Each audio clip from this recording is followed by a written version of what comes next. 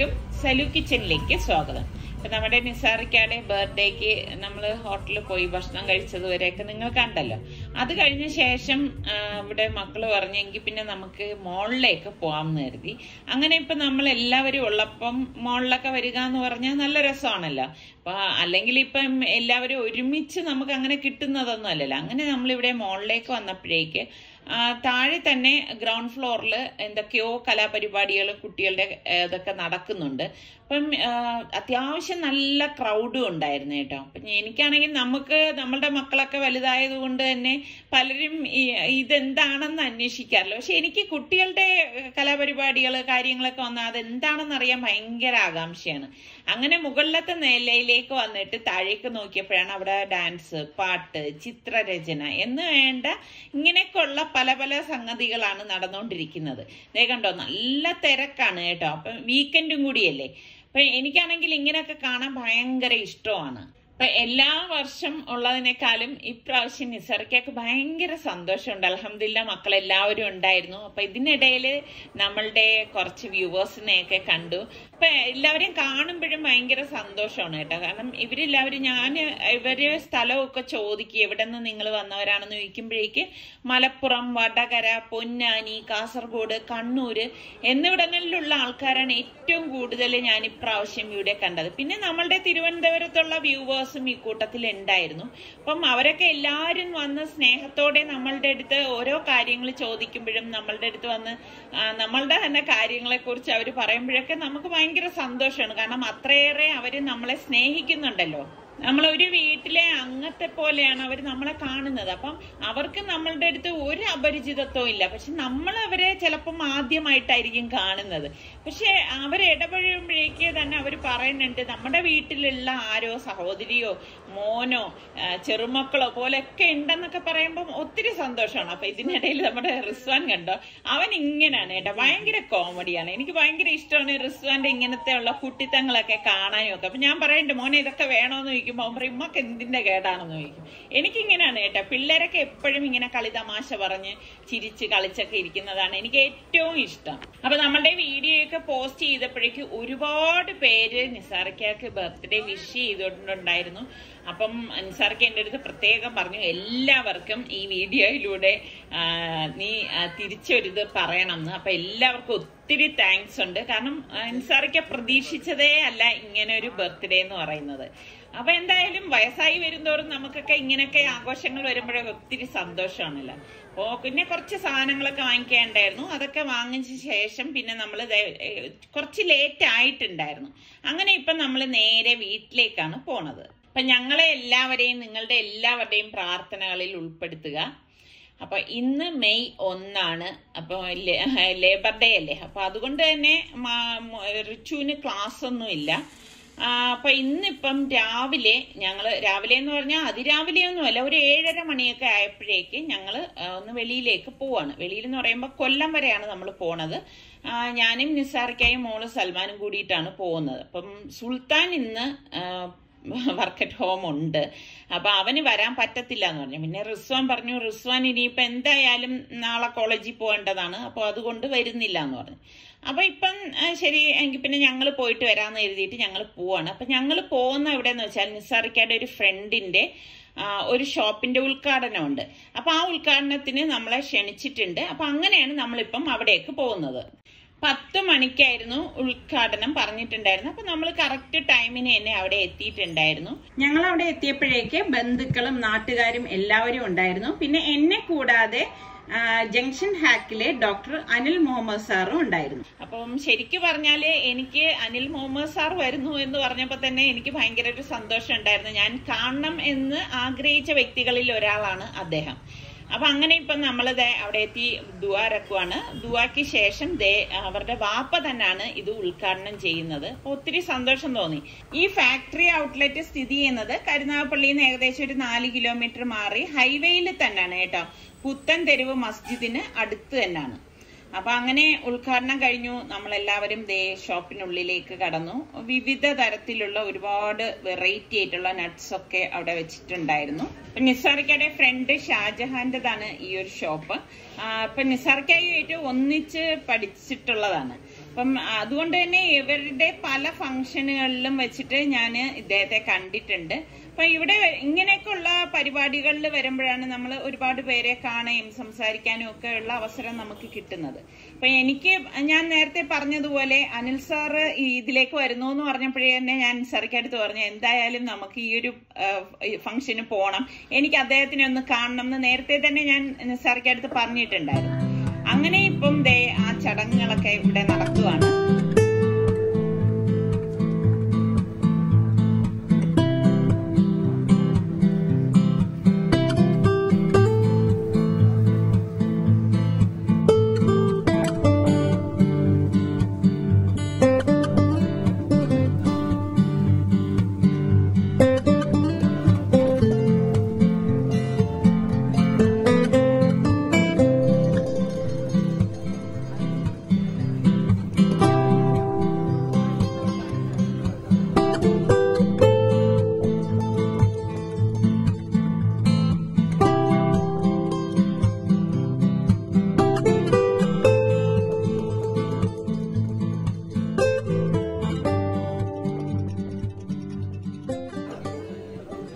ഇവിടെ പിന്നെ മറ്റു ചടങ്ങുകളൊന്നും ഉണ്ടായിരുന്നില്ല. അപ്പൊ അവര് പറഞ്ഞു വീട്ടില് വന്ന് ബ്രേക്ക്ഫാസ്റ്റ് ഒക്കെ കഴിഞ്ഞ ശേഷം പോയാൽ മതി എന്ന് പറഞ്ഞു. അപ്പൊ ഇവരുടെ വീടെന്ന് പറയുന്നത് ഈ ഷോപ്പിന് തൊട്ടടുത്ത് തന്നെയാണ്, നടന്നു പോകുന്ന ദൂരം മാത്രമേ ഉള്ളൂ. അങ്ങനെ നമ്മൾ ഇവരുടെ വീട്ടിലേക്ക് പോകുന്ന വഴിയിൽ തന്നെ നമ്മളുടെ ഒരു വ്യൂവറിനെ കണ്ടു. പിന്നെ ഭക്ഷണമൊക്കെ കഴിച്ച ശേഷം ഇവരുടെ ഉമ്മായെയും കണ്ടു. പിന്നെ യാത്ര പറഞ്ഞ് നേരെ നമ്മളിപ്പോ പോകുന്നത് അനിൽ സാറിന്റെ വീട്ടിലേക്കാണ്. അപ്പൊ ആ വീട്ടിൽ ചെന്നപ്പോഴന്നെ അനിൽ സാറിന്റെ വൈഫും മക്കളും ഉമ്മായും എല്ലാവരും ഉണ്ടായിരുന്നു. അപ്പൊ ഞാൻ എങ്ങനെ അനിൽ സാറിനെ കാണാൻ ആഗ്രഹിച്ചോ അതുപോലെ എന്നെ കാണണമെന്ന് ആഗ്രഹിച്ചവരാണ് വൈഫും മക്കളും എന്നാണ് അവർ പറഞ്ഞത്. എന്തായാലും ഒത്തിരി സന്തോഷം തോന്നി. കാരണം ഇങ്ങനെയുള്ള നിമിഷങ്ങളിൽ ഒരുപാട് പേരെ ഒരുമിച്ച് കാണാൻ കഴിഞ്ഞാലും പരിചയപ്പെടാൻ സാധിച്ചതിലും ഒക്കെ ഒത്തിരി സന്തോഷം തോന്നി. അപ്പോ കുറച്ചു നേരം അവിടെ ഇരുന്നു, സംസാരിച്ചു, പിന്നെ കുറച്ച് ഫോട്ടോസ് ഒക്കെ എടുത്തു. അപ്പോഴാണ് സാറ് പറഞ്ഞത്, സാറിന്റെ സ്റ്റുഡിയോ ഞാൻ എവിടെയാണെന്ന് ചോദിച്ചപ്പോഴേക്ക് ഇതിന് തൊട്ടടുത്താണെന്ന് പറഞ്ഞു. പിന്നെ അവരുടെ തന്നെ ഒരു റേഡിയോ സ്റ്റേഷനും അവിടെ ഉണ്ടെന്ന് പറഞ്ഞു. അപ്പൊ ഞാൻ പറഞ്ഞു എനിക്ക് ഇതൊക്കെ ഒന്ന് കാണണം എന്ന് ഞാൻ ആഗ്രഹം പറഞ്ഞു. അപ്പൊ സാറ് പറഞ്ഞു തൊട്ടടുത്ത് തന്നെയാണ്, എങ്കിൽ പിന്നെ നമുക്ക് അങ്ങോട്ട് പോയി ഇതെല്ലാം കണ്ടിട്ട് പോവാന്ന് പറഞ്ഞു. അപ്പം പോകുന്നതിന് മുൻപ് തന്നെ ഞങ്ങൾ വെളിയിലേക്ക് ഇറങ്ങിയപ്പോഴേക്ക് ഇതാ കണ്ട സാറിന്റെ വീട്ടുമുറ്റത്ത് വലിയൊരു മാവുണ്ട്. ആ മാവിൽ ഇങ്ങനെ മാങ്ങ പൂത്തൊലഞ്ഞ് നിൽക്കാണ്. കാണുമ്പോൾ നല്ല രസമുണ്ട് കേട്ടോ അത്. അപ്പോഴാണ് വൈഫ് നമുക്കൊന്നും തന്നില്ലല്ലോ എന്ന് പറഞ്ഞിട്ട് അകത്തുനിന്ന് ഒരു ബാഗ് നിറച്ച് മാങ്ങയായിട്ട് എനിക്ക് വന്നത്. അപ്പൊ ഈ വർഷത്തെ ആദ്യത്തെ മാങ്ങയാണ് ഇതെന്നാണ് പറഞ്ഞത്. അപ്പൊ അവര് പോലും എടുക്കാതെ ആദ്യത്തെ മാങ്ങ എനിക്കാണ് തന്നിരിക്കുന്നത്. ഒത്തിരി സന്തോഷം തോന്നി. കാരണം ഇതൊക്കെ ഒരു സ്നേഹത്തിന്റെ ഭാഷയാണ്. അങ്ങനെ ഇപ്പൊ നമ്മള് നേരെ ഇനിയിപ്പോ സാറിന്റെ സ്റ്റുഡിയോയിലും റേഡിയോ സ്റ്റേഷനിലേക്കുമാണ് പോകുന്നത്. അപ്പൊ സാർ പറഞ്ഞു ദൂരത്തൊന്നും അല്ല, ഇവിടെ അടുത്ത് തന്നെയാണെന്നാണ് പറഞ്ഞത്. അങ്ങനെ അവരുടെ അടുത്തൊക്കെ നമ്മൾ യാത്ര പറഞ്ഞു. അപ്പൊ ഞാൻ അവരെ വീട്ടിലേക്ക് ക്ഷണിച്ചു. ഇനി എന്തായാലും തിരുവനന്തപുരത്ത് വരുമ്പോഴേക്ക് ഞങ്ങളുടെ വീട്ടിലേക്ക് വരണം എന്നും അവിടെ വന്ന് ഫുഡൊക്കെ കഴിച്ചിട്ട് പോവാന്നും ഒക്കെ ഞാൻ ക്ഷണിച്ചിട്ടുണ്ട്. അങ്ങനെ ഇപ്പൊ അവരുടെ റേഡിയോ സ്റ്റേഷനിലേക്ക് എത്തിയിരിക്കുകയാണ്. അപ്പൊ ചെറുതായിട്ട് ഇങ്ങനെ മഴ പൊടിയുന്നുണ്ടായിരുന്നു കേട്ടോ. വലിയ മഴയൊന്നും ആ സമയത്ത് ഉണ്ടായിരുന്നില്ല. അത് തന്നെ വലിയൊരു കാര്യമായിപ്പോയി. കാരണം മഴയൊക്കെ വന്നു കഴിഞ്ഞാൽ യാത്രയും ഭയങ്കര ബുദ്ധിമുട്ടാണ്. ഇതാണ് എന്റെ റേഡിയോ 91.2. അങ്ങനെ നമ്മൾ അതിനുള്ളിലേക്ക് വന്നു. ഉള്ളിലേക്ക് വന്നപ്പോൾ എനിക്ക് ഭയങ്കര അതിശയം തോന്നിയ കാര്യം, ഞങ്ങൾ നിൽക്കുന്നൊന്നും ഉണ്ടായിരുന്നില്ല. സാറിന് ഒരു ഷൂട്ട് ഉണ്ടായിരുന്നു. സാറ് നേരെ കയറുന്നു, ആ ഷൂട്ട് അങ്ങ് നടത്താണ്. അപ്പൊ അതെല്ലാം കഴിഞ്ഞ് നമ്മൾ കുറച്ചേരം സംസാരിച്ച ശേഷമാണ് യാത്ര പറഞ്ഞത്. ഇപ്പൊ ഞങ്ങൾ നേരെ ഇനിയിപ്പോ അടുത്ത് വന്നിരിക്കുന്നത് നിസാറിക്കയുടെ ഏറ്റവും ഇളയ പെങ്ങളുടെ വീട്ടിലേക്കാണ്. അപ്പൊ അവിടെ വന്നപ്പോഴേക്ക് അവര് പറഞ്ഞു എന്തായാലും ഊണ് കഴിച്ചിട്ട് പോയാൽ മതി എന്ന് നിർബന്ധം പറഞ്ഞു. അങ്ങനെ ഇപ്പൊ ഞങ്ങള് ഊണ് കഴിക്കാനായിട്ടിരുന്നു. ഞങ്ങൾ വന്ന പാടെ വീഡിയോ ഒന്നും എടുക്കാൻ സാധിച്ചിട്ടില്ലായിരുന്നു. അതാണ് അങ്ങനെ വീഡിയോ ഇങ്ങനെ ആയിപ്പോയത്. എന്തായാലും നല്ല അടിപൊളി മീൻകറിയും കപ്പയും എല്ലാം ഉണ്ടായിരുന്നു. നിസാറിക്കാക്ക് ഇഷ്ടമുള്ള ഗോതമ്പ് പൂട്ടും ഒക്കെ ഉണ്ടായിരുന്നു. പെങ്ങളല്ലേ, അപ്പൊ ഇഷ്ടമുള്ളതൊക്കെ എടുത്തു വെച്ചു കൊടുത്തു. അപ്പൊ അതെല്ലാം കഴിച്ചു. നല്ല ടേസ്റ്റ് ഉണ്ടായിരുന്നു എല്ലാം. അപ്പം ഭക്ഷണം എല്ലാം കഴിഞ്ഞ ശേഷം ഞങ്ങൾ പുറത്തേക്ക് ഇറങ്ങി. അപ്പൊ ഇവിടെ ഒരുപാട് ചെടികളൊക്കെ ഉണ്ട് കേട്ടോ. ചെടിയുണ്ട്, പ്ലാവുണ്ട്, മാവുണ്ട്, എല്ലാം ഉണ്ട്. ഇതൊക്കെ കാണാൻ തന്നെ നല്ല രസമാണ്. അപ്പൊ ആ ഡ്രമ്മിൽ നട്ടിരിക്കുന്നത് എനിക്ക് ഭയങ്കര ഇഷ്ടപ്പെട്ടു. അപ്പൊ ഞാൻ വിചാരിക്കുന്നുണ്ട് വീട്ടിൽ പോയിട്ട് ഇതുപോലെ ഇനി ഡ്രമ്മൊക്കെ വാങ്ങിച്ചിട്ട് വേണം ഇതുപോലെ വലിയ മരങ്ങളൊക്കെ ഒന്ന് നടാനെന്ന് ഞാൻ മനസ്സിലൊക്കെ കരുതുന്നുണ്ട് കേട്ടോ. എത്രത്തോളമൊക്കെ നടപ്പാക്കും എന്നുള്ള കാര്യം അറിയത്തില്ല. അങ്ങനെ ഇവിടെ ഇപ്പം കണ്ടോ ഒരുപാട് മരങ്ങളും ചെടികളും ഒക്കെ ഇവിടെ ഉണ്ട്. പിന്നെ ഇത് കണ്ടോ മറ്റേ ക്യാൻസർ പഴം, ആത്തിച്ചക്ക അല്ലേ, നിങ്ങൾ എന്ത് പേര് പറയും ഇതിന്? പിന്നെ ഉള്ളത് ഇത് കണ്ടോ, ഈ ചക്ക വന്നിട്ട് താഴെ തന്നെ ഇങ്ങനെ എല്ലാം ചക്ക പിടിച്ച് കിടക്കുന്നുണ്ടായിരുന്നു. കൈ കൊണ്ട് ഇങ്ങനെ പറിക്കാം കേട്ടോ, ആ ഒരു പാകത്തിനാണ് കിടക്കുന്നത്. അപ്പം ഇതുപോലെ പറിച്ചെടുക്കാവുന്ന തരത്തിലാണ്. നിസാർക്കാക്ക് ഒരു പഴുത്തൊരു ചക്ക ഇതുപോലെ പറിച്ചു കൊടുത്ത്, അപ്പൊ ആ ചക്ക വീട്ടിൽ ചെന്ന് വെട്ടി പറിക്കുമ്പോ ഞാൻ ആ വീഡിയോയിൽ കാണിക്കാം കേട്ടോ. അത് കഴിഞ്ഞ് ഇപ്പൊ നമ്മൾ നേരെ പോണത് നിസാർക്കയുടെ അടുത്തൊരു പെങ്ങളുടെ വീട്ടിലേക്കാണ്. അതും ചെന്ന പാടെ ഞങ്ങൾ വീഡിയോ ഒന്നും എടുത്തിട്ടില്ലായിരുന്നു കേട്ടോ. പിന്നെ അത് കഴിഞ്ഞപ്പോഴേക്ക് അളിയൻ വന്നിട്ട് ഇങ്ങനെ ഷെയ്ബോച്ച മാങ്ങ പറിക്കാനായിട്ട് ഈ ടെക്നോളജി ഉപയോഗിച്ചപ്പോഴാണ് ഓർത്തത്, അയ്യോ വീഡിയോ എടുത്തില്ലല്ലോ എന്നുള്ളത്. അതിലോട്ട് അങ്ങ് വെക്കും അല്ലേ?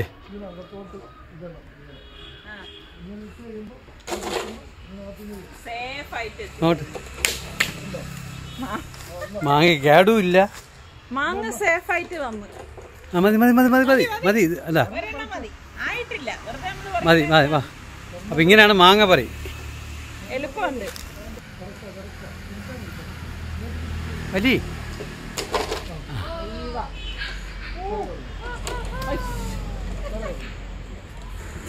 അപ്പൊ ഈ ടെക്നോളജി കൊള്ളാം. നമ്മി നോക്കട്ടെ, കേടില്ലാതെ രണ്ട് മാങ്ങ. ഇവിടെ ഒരു ഊഞ്ഞാലുണ്ടായിരുന്നു.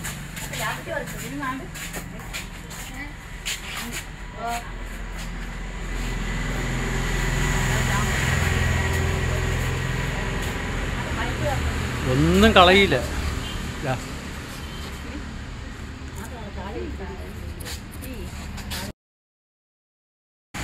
ലാല ലാല ഊഞ്ഞാലിരിക്കുന്നു.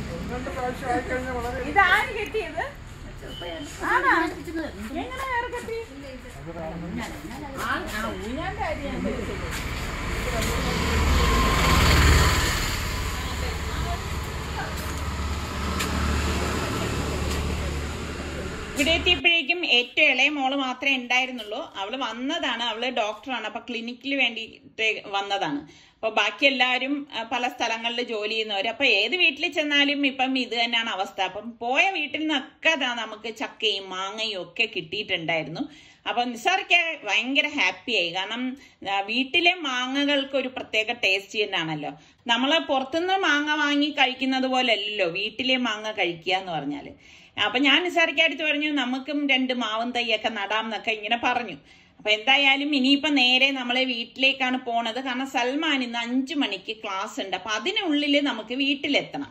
അപ്പൊ വീട്ടിലെത്തിയ പാട് പിന്നെ ഞാൻ കുളിച്ച് നിസ്കാരം എല്ലാം കഴിഞ്ഞ ശേഷം വന്നു കുറച്ച് വെജിറ്റബിൾസ് ഒന്ന് എടുക്കുകയാണ്. അപ്പൊ ഇന്നത്തെ ഡിന്നർ എന്ന് പറയുന്നത് വലുതായിട്ടൊന്നും ഉണ്ടാക്കുന്നില്ല.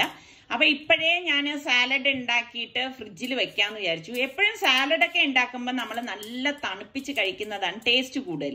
അതുപോലെ തന്നെ നമ്മൾ ഈ സാലഡ് എന്ന് പറയുമ്പം കോമൺ വെജിറ്റബിൾസ് തന്നെയാണ് നമ്മൾ യൂസ് ചെയ്യുന്നത് അല്ലേ. ഒരു കുക്കുംബർ കാണും, ക്യാരറ്റ് കാണും, ക്യാപ്സിക്കം കാണും മെയിൻ ആയിട്ടുള്ളത്, പിന്നെ ഒരു സവോള കാണും. പിന്നെ ഇതിൽ പരം അതായത് വെറൈറ്റി ആക്കണമെങ്കിൽ നമുക്ക് ലെറ്റ്യൂസ് എടുക്കാം, ഇങ്ങനെയുള്ള മറ്റു കാര്യങ്ങൾ ഇലവർഗ്ഗങ്ങൾ ഇതിലേക്ക് ആഡ് ചെയ്യാം. അപ്പൊ ഈ കോമൺ ഐറ്റമിൽ തന്നെ നമുക്ക് ഡിഫറെന്റ് ആയിട്ടുള്ള ടേസ്റ്റിൽ വേണമല്ലോ സാലഡൊക്കെ തയ്യാറാക്കാൻ, എങ്കിലല്ലേ നമുക്ക് മടുപ്പില്ലാതെ കഴിക്കാനായിട്ട് പറ്റത്തുള്ളൂ. ഇവിടെ അങ്ങനെയാണ് കേട്ടോ, ഒരേ ടൈപ്പിൽ മക്കൾക്കൊക്കെ ഉണ്ടാക്കി കൊടുത്തു കഴിഞ്ഞാൽ അവർക്ക് ഭയങ്കര മടുപ്പ് തോന്നും. അപ്പൊ അതുകൊണ്ടാണ് ഞാൻ വ്യത്യസ്തമായിട്ടുള്ള തരത്തിലൊക്കെ സാലഡ് എപ്പോഴും തയ്യാറാക്കുന്നത്. അപ്പൊ ഞാൻ എന്റെ പല വീഡിയോസിലും സാലഡ് ഉണ്ടാക്കുന്നതൊക്കെ ഒന്നൊന്നിനോട് ചേർന്ന രീതിയിലല്ല, പലതും വ്യത്യസ്തമായിട്ടുള്ള രീതിയിൽ തന്നെ എടുക്കുന്നത്. അപ്പൊ ഞാനിപ്പോ ക്യാരറ്റും നമ്മളുടെ കുക്കുംബറും എല്ലാം ഇതുപോലെ കട്ട് ചെയ്ത് ഒരു ബൗളിലേക്ക് ഇട്ട് കൊടുക്കുന്നുണ്ട്. അതുപോലെ തന്നെ സവോളയും ഇതിലേക്ക് ചേർത്ത് കൊടുക്കും. ഇതൊക്കെ ചേർക്കുമ്പോൾ നല്ല ടേസ്റ്റ് ആണ്. പിന്നെ ക്യാപ്സിക്കം റെഡൊക്കെ ഉണ്ടെങ്കിൽ നല്ലതാണ് കേട്ടോ. പിന്നെ ടൊമാറ്റോ ചേർക്കുന്നുണ്ട്. പിന്നെ ഇതിലേക്ക് മെയിൻ ആയിട്ട് ചേർക്കുന്നത് കിഡ്നി ബീൻസും കടലയാണ്. രണ്ടും വേവിച്ച് വെച്ചിരുന്നതാണ്. അപ്പൊ അത് രണ്ടും നമുക്ക് ഇതിലേക്ക് ചേർത്ത് കൊടുക്കാം. പിന്നെ ഒലീവ്സ് ഞാൻ ഇതിലേക്ക് കുറച്ച് ചേർത്ത് കൊടുക്കണുണ്ട്. ഇതൊക്കെ ഇടുമ്പോൾ നല്ല ടേസ്റ്റ് ആണ് കേട്ടോ, നിർബന്ധമൊന്നുമില്ല. പിന്നെ നമുക്ക് ഇതിന്റെ ഡ്രസ്സിങ്ങിന് വേണ്ടിയിട്ട് ഞാനിപ്പം ഒരു നാരങ്ങ ഒന്ന് കട്ട് ചെയ്തെടുത്തിട്ടുണ്ട്. അപ്പം ഒരു ബൗൾ എടുത്ത ശേഷം നമുക്ക് ഈ നാരങ്ങ ഇതിലേക്ക് ഒന്ന് പിഴിഞ്ഞൊഴിച്ചു കൊടുക്കാം. അത്യാവശ്യം നല്ല ചാറുള്ള നാരങ്ങയായിരുന്നു കേട്ടോ. അപ്പം അത്യാവശ്യം നല്ല ചാറും ചെറിയ പുളിപ്പും ഉള്ള നാരങ്ങ നമ്മൾ ഇതിലേക്ക് നാരങ്ങാ നീര് ചേർക്കുന്നതാണ് ടേസ്റ്റ് കൂടുതൽ കേട്ടോ. പിന്നെ ഇതിലേക്ക് വേണ്ട ഒലിവ് ഓയിൽ ഒഴിച്ചിട്ടുണ്ട്. പിന്നെ 1 ടീസ്പൂൺ ചില്ലി ഫ്ലേക്സ്, പിന്നെ പിങ്ക് സോൾട്ട് ആണ് ഞാൻ ഇതിലേക്ക് ചേർത്ത് കൊടുക്കുന്നത്. അത് നമ്മുടെ പാകത്തിനനുസരിച്ച് ചേർത്തിട്ട് എല്ലാം കൂടി ഒരു വിസ്ക് കൊണ്ടൊന്ന് മിക്സ് ചെയ്ത് കൊടുക്കാം. ഇത്രയേ ഉള്ളൂ. അപ്പൊ നമ്മൾ ഈ കട്ട് ചെയ്ത് വെച്ചിരിക്കുന്ന ഈ ഇത്രയും വെജിറ്റബിൾസിലേക്ക് നമുക്ക് ഈ ഡ്രസ്സിങ് ഇതുപോലെ ഒന്ന് ഒഴിച്ചിട്ട് നന്നായിട്ടൊന്ന് മിക്സ് ചെയ്ത് കൊടുക്കണം. അപ്പൊ മിക്സ് ചെയ്യുമ്പോഴേ തന്നെ ഇപ്പൊ തന്നെ നമ്മളിത് കഴിച്ചു നോക്കുമ്പോൾ നല്ല ടേസ്റ്റ് ആണ് കിട്ടുന്നത് കേട്ടോ. അപ്പൊ നിങ്ങൾ ഈ രീതിയിൽ ട്രൈ ചെയ്യാത്തവരുണ്ടെങ്കിൽ ഒന്ന് ട്രൈ ചെയ്ത് നോക്കൂ. കുട്ടികൾക്കൊക്കെ ഉറപ്പായിട്ട് ഇത് ഇഷ്ടപ്പെടും. പണ്ട് ഞാൻ ഇവിടെ മക്കൾക്ക് സ്കൂളിലൊക്കെ ഇങ്ങനെ സാലഡൊക്കെയാണ് കൊടുത്തോണ്ടിരുന്നത്. അപ്പൊ ഇത് ഞാൻ തണുപ്പിക്കാൻ ഫ്രിഡ്ജിലേക്ക് മാറ്റുവാണ്. അപ്പൊ ഡിന്നറിന് സാലഡിന്റെ കൂടെ ഒരു ഐറ്റം കൂടി ഞാൻ ഉണ്ടാക്കുന്നുണ്ട്. ഒരു സെറാമിക് പോട്ട് അടുപ്പത്തേക്ക് വെച്ചിട്ട് 1/2 കപ്പ് ഓട്സ് ഇട്ട് കൊടുക്കാണ്. പെട്ടെന്ന് റെഡിയാക്കാൻ പറ്റുന്ന ഡിന്നറാണ്. പിന്നെ കീൻവ ഞാനിവിടെ എടുത്തിട്ടുണ്ട്. അതും ഞാനിവിടെ ഒരു 1/2 കപ്പ് ഇട്ട് കൊടുക്കാണ്. നമ്മുടെ ഈ തെനയില്ലേ അതുപോലെ ഇരിക്കും ഈ സംഭവം. പിന്നെ 1/2 ടീസ്പൂൺ മഞ്ഞൾപ്പൊടിയും 1/2 ടീസ്പൂൺ ഗരം മസാല പൊടിയും 1 ടീസ്പൂൺ കുരുമുളക് പൊടിയും. പിന്നെ നമുക്ക് മാഗിയുടെ ചിക്കൻ ക്യൂബ് ഉണ്ടല്ലോ, അത് ഞാൻ എൻ്റെ കയ്യിൽ ഇരുന്നത് കൊണ്ട് ഒരെണ്ണം ഇതിലേക്ക് ചേർത്ത് കൊടുക്കാണ്. അപ്പൊ നമ്മൾ ഇതൊക്കെ എന്ത് സംഭവമാണെങ്കിലും നമ്മളൊരു വ്യത്യസ്തമായിട്ടുള്ള രീതിയിലൊക്കെ ആൾക്കാർക്ക് മടുപ്പ് വരാത്ത രീതിയിൽ ഉണ്ടാക്കി കൊടുക്കുകയാണെങ്കിൽ ഏത് കൊച്ചു കുട്ടികൾ പോലും കഴിക്കും കേട്ടോ. 1 ടേബിൾ സ്പൂൺ ഇഞ്ചി വെളുത്തുള്ളി പേസ്റ്റും, പിന്നെ ഞാൻ പിങ്ക് സോൾട്ട് തന്നെയാണ് ഇപ്പൊ യൂസ് ചെയ്യുന്നത് കേട്ടോ. അത് നമുക്ക് പാകത്തിന് ഇട്ട ശേഷം ഞാൻ ഇതിലേക്ക് തിളച്ച വെള്ളമാണ് ഒഴിച്ചു കൊടുക്കുന്നത്. അപ്പൊ ഇനി തിളച്ച വെള്ളം ഒഴിച്ച് ഗ്യാസ് ഓൺ ചെയ്ത് വെച്ചിട്ട് നമ്മൾ ഇതൊന്ന് വേവിച്ചെടുക്കണം. അപ്പം നിങ്ങൾക്കറിയാലോ, ഓട്സ് ആണെങ്കിലും ഈ കീൻവ ആണെങ്കിലും പെട്ടെന്ന് വെന്ത് കിട്ടുന്ന ഒരു ഐറ്റമാണ്. അപ്പൊ അതൊന്ന് മൂടി വെച്ചു കൊടുക്കാണ്. ഒരു 5-6 മിനിറ്റ് ആവുമ്പോഴേക്ക് തന്നെ നല്ല തിള വരും. കാരണം നമ്മൾ ഓൾറെഡി തിളച്ച വെള്ളമല്ലേ ഇതിലേക്ക് ഉപയോഗിച്ചിരിക്കുന്നത്. അപ്പൊ ഒന്ന് ഇളക്കി കൊടുക്കാം. അപ്പൊ വെള്ളം വറ്റി വരുന്നെന്ന് തോന്നുകയാണെങ്കിൽ തിളച്ച വെള്ളം വീണ്ടും ഒഴിച്ച് നമുക്കിതൊന്ന് ഇളക്കിയെടുക്കാം. അപ്പൊ ഇത്രയേ ഉള്ളൂ സംഭവം. ഇനിയിപ്പൊ ഇതൊരു തിളയ്ക്കുമ്പോഴേക്ക് ഞാൻ അങ്ങ് ഗ്യാസ് അങ്ങ് ഓഫ് ചെയ്യും. അപ്പൊ നമ്മളുടെ പാകത്തിനനുസരിച്ച് ലൂസ് എത്ര വേണോ അതിനനുസരിച്ച് എടുത്താൽ മാത്രം മതി കേട്ടോ. അപ്പോൾ ഇതാണ് നമ്മളുടെ ഇന്നത്തെ ഡിന്നർ എന്ന് പറയുന്നത്. അപ്പൊ നമ്മളുടെ ഇന്നത്തെ ഈ എപ്പിസോഡ് നിങ്ങൾക്ക് എല്ലാവർക്കും ഇഷ്ടമായെന്ന് വിശ്വസിക്കുന്നു. അതുപോലെ തന്നെ സബ്സ്ക്രൈബ് ചെയ്യാത്ത ആരെങ്കിലും ഉണ്ടെങ്കിൽ നിങ്ങൾക്ക് നമ്മളുടെ ചാനൽ ഇഷ്ടപ്പെടുകയാണെങ്കിൽ സബ്സ്ക്രൈബ് ചെയ്യാനും ആ ബെല്ലൈക്കൺ പ്രസ് ചെയ്യാനും ഒന്നും മറന്നു പോരുതേ. അടുത്ത നല്ല റെസിപ്പിയോ വ്ളോഗായിട്ടൊക്കെ കാണാം. അതുവരയ്ക്കും എല്ലാവർക്കും ബൈ.